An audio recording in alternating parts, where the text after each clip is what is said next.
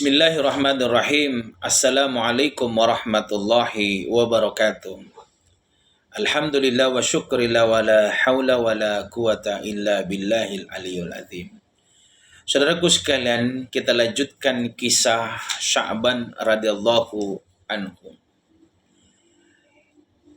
Pada saat Rasulullah sallallahu alaihi wasallam telah menemui istri Sya'ban, dan istri Sya'ban telah menyampaikan kepada Rasulullah bahwa Sya'ban tidak pergi ke masjid salat subuh pada hari itu adalah karena beliau telah meninggal dunia.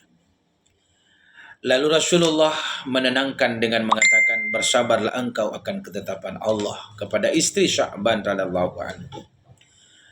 Namun istri Sya'ban bertanya kepada Rasulullah, "Ya Rasulullah, saya tidak mengerti. Pada saat Sya'ban suami saya sakaratul maut, ada 3 kalimat yang disampaikannya. Kalimat pertama dia berkata, kenapa tidak lebih jauh? Yang kedua, kenapa bukan yang baru? Yang ketiga, kenapa tidak semuanya?" Lalu Rasulullah Shallallahu Alaihi Wasallam membacakan firman Allah Subhanahu wa taala pada Quran surah Qaf ayat 22. A'udzu billahi minasyaitonir rajim. Laqad kunta fi ghaflatin min hadza fakasafna anka ghita'aka wa basharukal yawmal hadid. Allah berfirman pada ayat ini bahwa sungguh kalian telah berada di dalam kelalaian sehingga engkau tidak menyaksikannya. Tapi saat ini kami buka penutup matamu, lalu kamu melihatnya lah dengan nyata. Saudaraku sekalian yang dimuliakan oleh Allah Subhanahu wa taala, yang dimaksud oleh Rasulullah sallallahu alaihi wasallam, dimaksud dalam ayat ini adalah Allah Subhanahu wa taala pada orang sakaratul maut telah membukakan segalanya, apa yang akan disaksikannya kelak nanti, apa yang akan diperolehnya kelak nanti. Nah, Sya'ban radhiyallahu anhu ini sahabat Rasulullah diperlihatkanlah 3 kebaikan yang dilakukannya oleh Allah Subhanahu wa taala. Yang pertama adalah kemuliaan Sya'ban yang berangkat setiap pagi, setiap waktu sholat dari rumahnya kurang lebih perjalanan 3 jam ke masjid, dan dia tidak pernah terlambat salat berjamaah. Diperlihatkanlah pahalanya oleh Allah Subhanahu wa taala yang disiapkan oleh Allah di hari akhirat nanti di dalam surga. Dan disitulah Sya'ban berkata, kenapa tidak lebih jauh rumahku dari yang aku lewati? Ini jamaah dimuliakan oleh Allah Subhanahu wa taala. Yang kedua adalah Rasulullah menyampaikan bahwa pada suatu hari Sya'ban radhiyallahu anhu berangkat di subuh hari hendak ke masjid, lalu karena kedinginan dia mengambil pakaiannya yang lain yang lebih tua, lebih kusut dari baju yang dipakainya untuk sholat, karena dia khawatir pada perjalanannya dia akan terpercik oleh kotoran pakaian sholatnya. Tetapi sebelum sampai ke masjid, dia menemukan seorang yang terkapar kedinginan.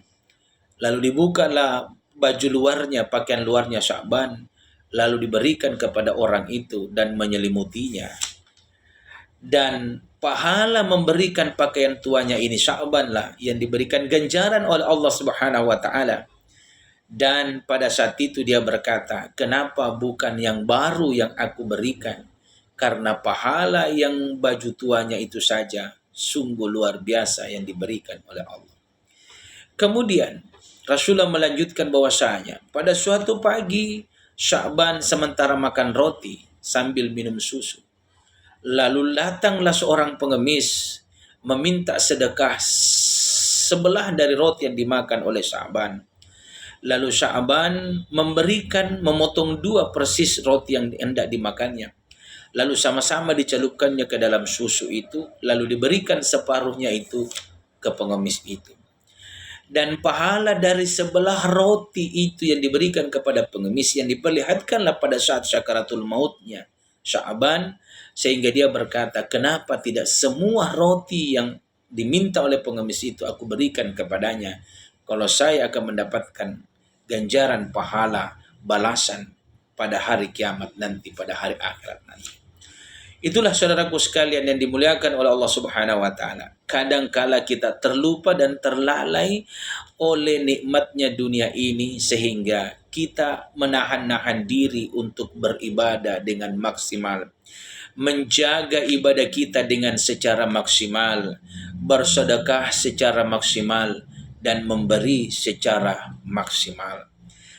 Nanti di hari akhirat nanti kita akan menyesal, dan sebelum sampai di akhirat pada saat sakaratul maut saja sudah ada penyesalan oleh karena kita tidak memaksimalkan segala ibadah kita, segala pemberian kita dan sedekah kita kepada sesama kita. Saudaraku sekalian yang dimuliakan oleh Allah Subhanahu wa taala, sebaliknya tentu orang-orang yang jahat, orang-orang yang tidak taat kepada Allah Subhanahu wa taala, orang-orang yang berbuat kemungkaran dan kemaksiatan selama hidupnya, pada saat syakaratul mautnya sungguh juga akan diperlihatkan neraka dan balasan siksaan yang akan diterimanya. Saudaraku sekalian, sebelum hal itu kita rasakan dan kita alami, maka marilah kita hadiri sekalian menyadarkan diri dan mengingatkan diri akan hal ini. Terima kasih atas segala perhatiannya, mudah-mudahan bermanfaat terutama pada diri kami sendiri. Nasrun minallah, fatkun karib wa basyiril mu'minin. Assalamualaikum warahmatullahi wabarakatuh.